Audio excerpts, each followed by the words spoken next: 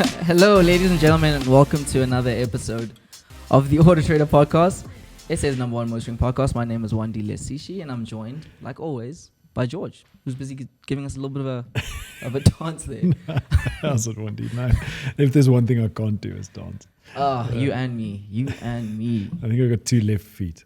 Yeah, no, I've one of the things I regret the most is not being able to dance, because there's so many scenarios where I could have just gotten away with more if I could. Yeah, Mm-hmm. I don't know. I'm dreading my wedding for the moment I have to break it down. Yeah, I don't know. I think there's less opportunities to break out dance moves in life versus the. I think people who dance always want to dance. They'll just break it out. Yes, true. That's also true. I mean, nothing wrong with it, and it's fun, but you can get away with not. You're going to get away with not doing it. Definitely. Yeah, I'd rather learn to tell jokes. There's always an option to do that. For sure. There's always an opportunity to do that. But let's talk about the elephant in the room. Let's talk about the elephant in the room. And I'm assuming it's it's what happened this past weekend. No? Lewis Hamiltonus. You know what? I'm just going to say it. Just say it. I'm just going to say it. And that is, should he have retired last year? No.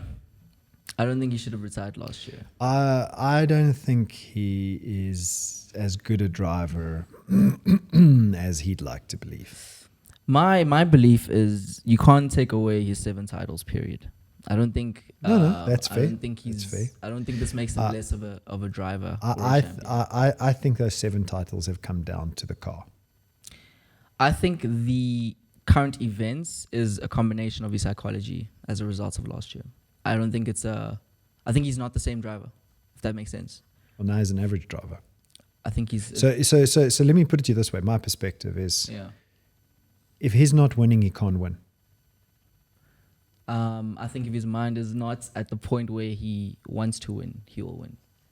It's not. I don't even know if it's about wanting to win. Is it? It's a case of, unless he's the clear leader, he can't deal with it.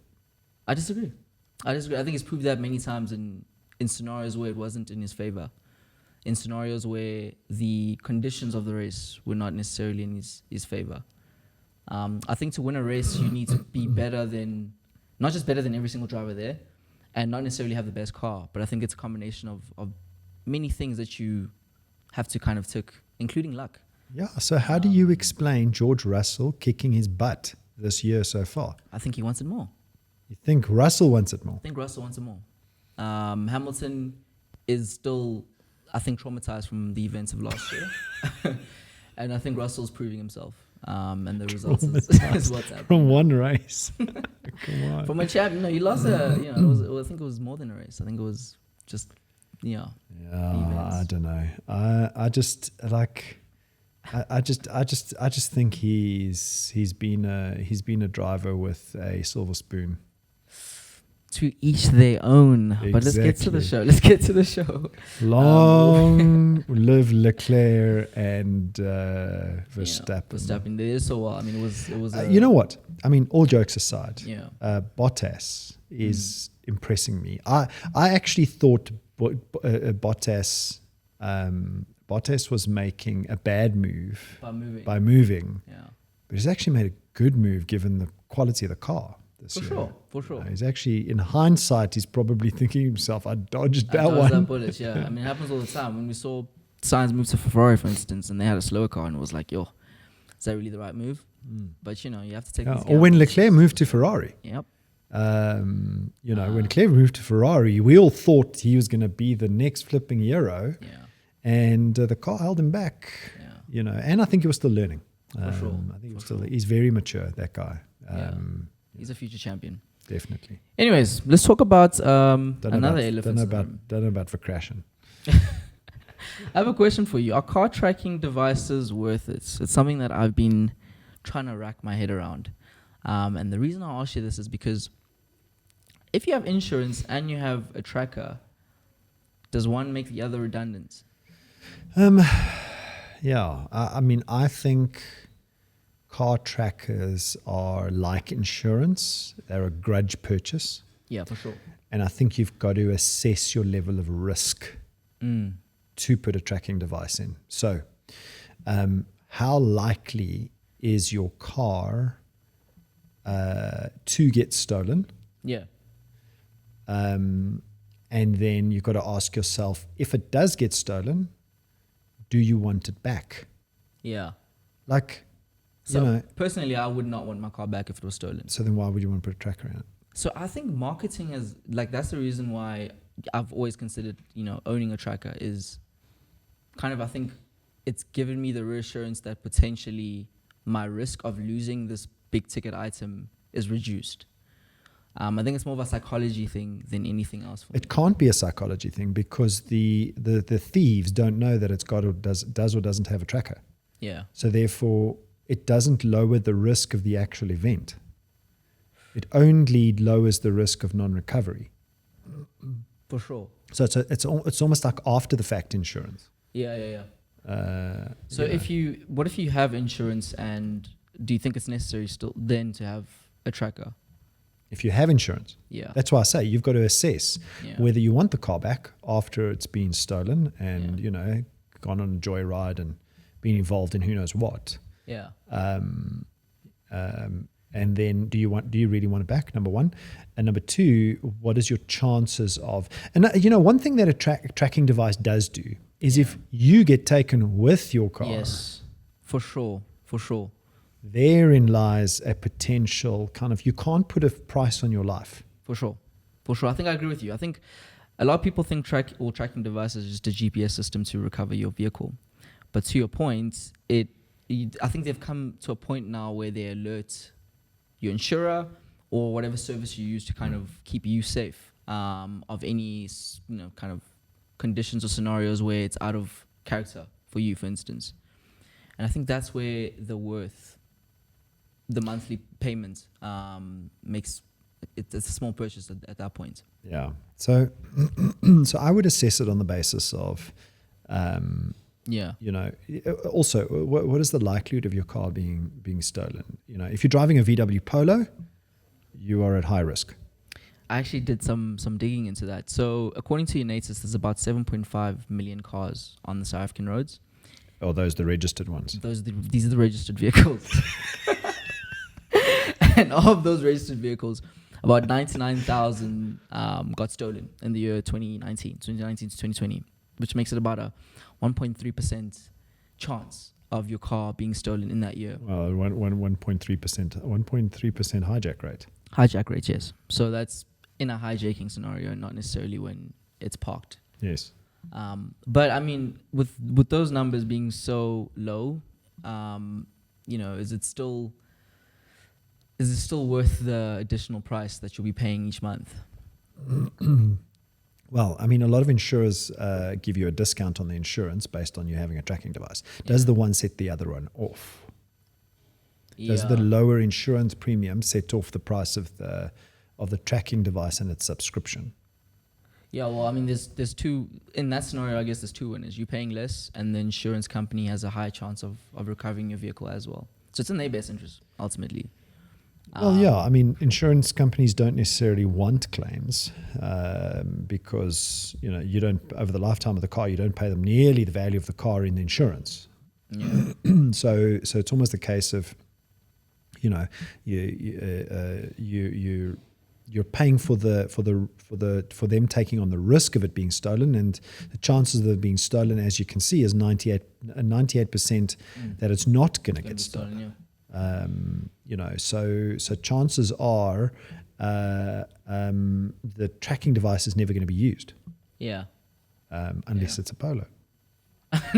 Yeah, and it's a Polo. Well, even then, it's. I mean, if you think about it, if it's 99,000 cars are stolen, and about a third of them are Volkswagens, not necessarily Polos, but just Volkswagens as a whole. Then I mean, the numbers start increasing. But then for a Volkswagen Polo, you'll be paying more insurance as well. Isn't that a higher risk because vehicle? Yeah, I mean, obviously because the hijack rate is so high in a Polo. Yeah.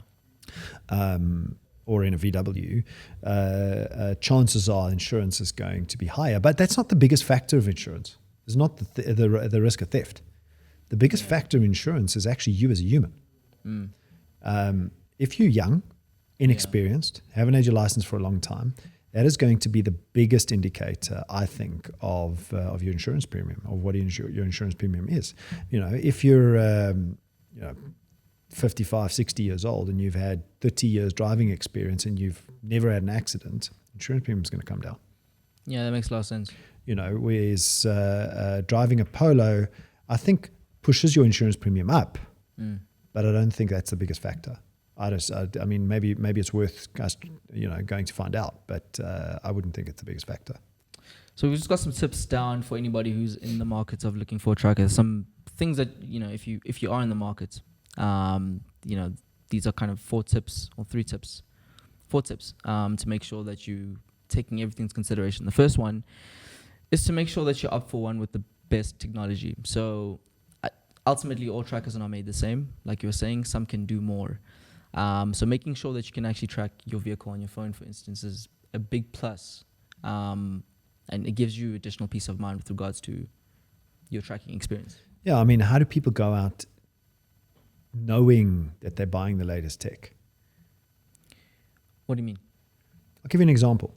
So you want to install a solar geyser. Yeah. Okay.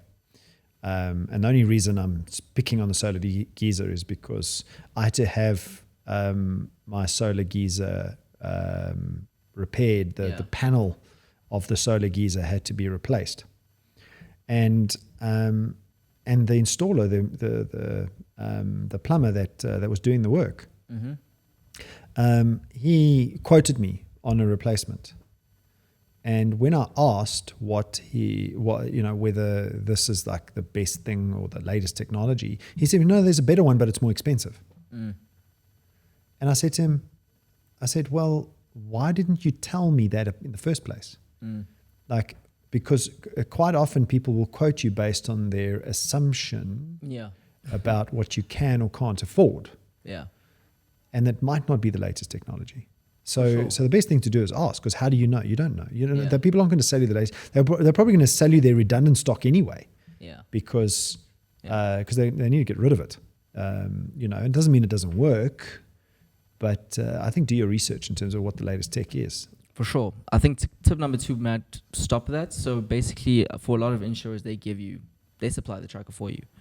So in that scenario, do you think the insurance company is going to supply you with the latest tracker? Probably not. What are they looking for? Mitigating risk. So I would assume it's something that's gonna be always online. Secondly, probably something with a panic button. Probably something that's gonna track your driving, because I think a tracker for insurers is not just a recovery tool. I think it's also tracking your driving. Yes. So your driving habits. I mean, we spoke about accidents a couple of weeks ago. And being able to establish who's at fault. Yeah. By using the tracking device. Yeah. Is that their primary objective? Probably a secondary objective. Primary objective is probably risk of. Let's be honest. Insurance companies want to lower the risk of a payout. Yeah. And in so doing, use the tracking device. In whatever means necessary to lower their risk of payout.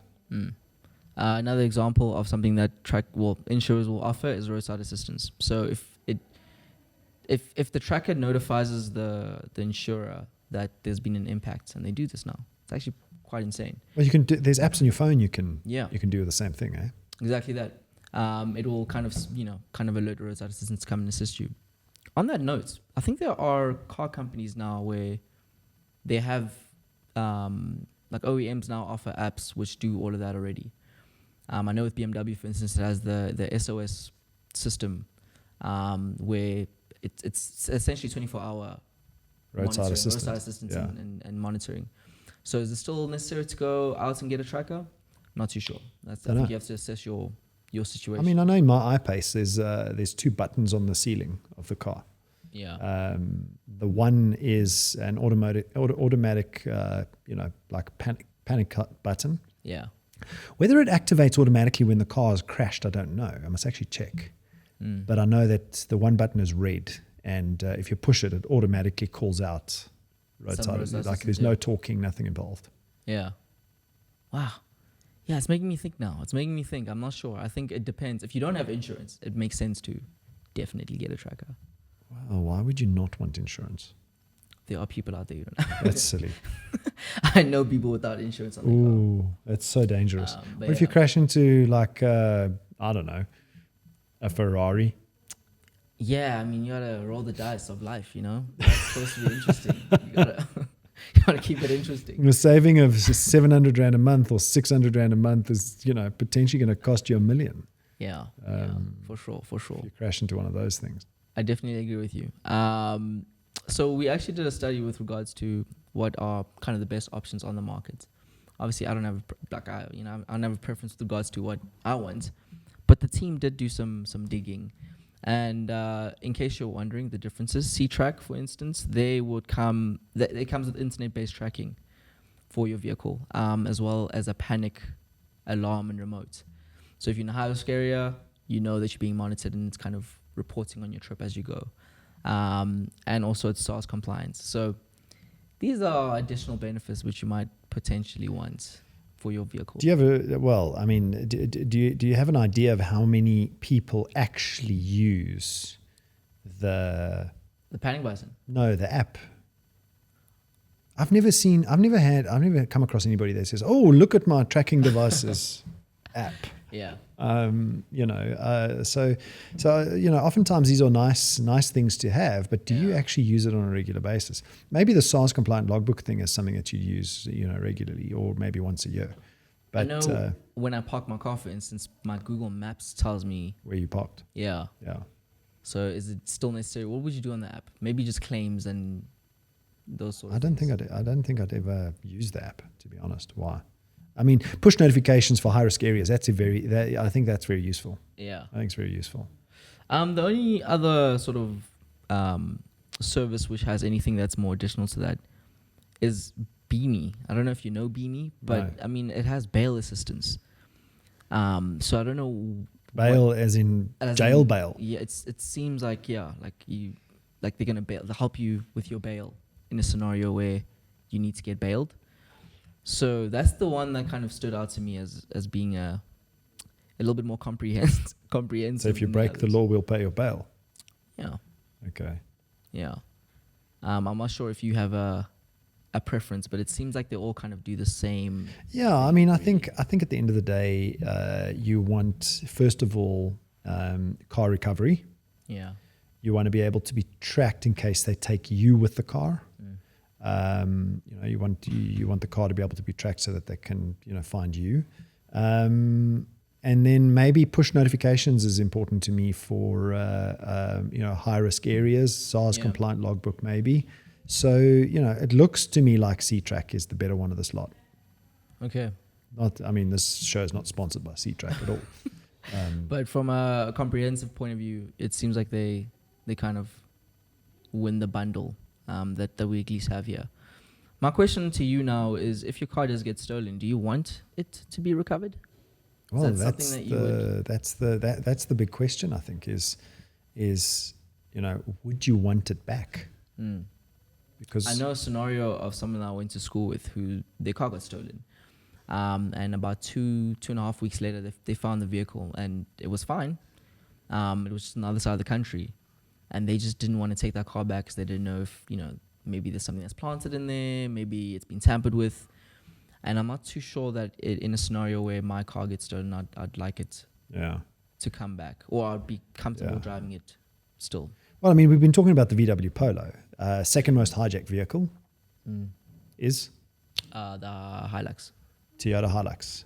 Yeah. Because it fits high ace parts. Yeah. Yeah. It fits into high ace. Kind of. Yeah.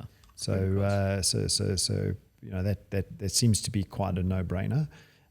Third most stolen car. Nissan Buckies. Yeah. Nissan Buckies. So the NP200. Navara. There's a few. Oh, the double cabs. Yeah. Okay. So yeah, I think these are literally the cars that are most bought as well. I think it makes sense for criminals to, kind of go out for those vehicles which are most popular. Yeah. But if you're in the market for one of these popular vehicles, it's definitely, I think it will help your insurance ultimately is why or your insurance, how much your monthly payments. Yeah. Will just reduce it. And I think. Well, I mean, I think if it's a set off, it's definitely worth getting. Yeah. If there's a set off, because I think merely for the tracking features and the push notifications, I think it's a no-brainer. Get a tracking device. So if you're hijacked and you're stuck in the car, at least somebody knows where you are. Trackers don't just track cars, but they can also track you. Yes, exactly. And that's what you kind of want. But just know that they're also tracking how you're driving. So yeah, true. But that's not a bad thing. We all need to be better drivers, I think. So if you had to summarize, are tracking devices worth it? Let's give a yes or no. I'm going to say it depends. It depends. I think it depends personally on your own requirements. Like everything in life. Well, the one thing we didn't speak about is least hijacked cars. Because we always go with the most. I can take a guess as to what the least hijacked car. Well, I'm looking at the list here, and a very popular car is on this list. So the least hijacked cars in South Africa are a good indication of low risk. Chrysler and Volvo. I was going to say Volvo. I would assume Volvo's just from a demand point of view. I think it would be harder to. There's not that many. I think it will be easier to find a Volvo versus a Polo. So, I think criminals kind of avoid them. Yeah. That would be my biggest qualifying statements as to why it would be interesting. Up there. Yeah. That's all we have. Coolio. Well, I hope that Hamilton does not win again. Hamilton's he's gonna come back, and it's gonna be real funny when he comes back. Let's see.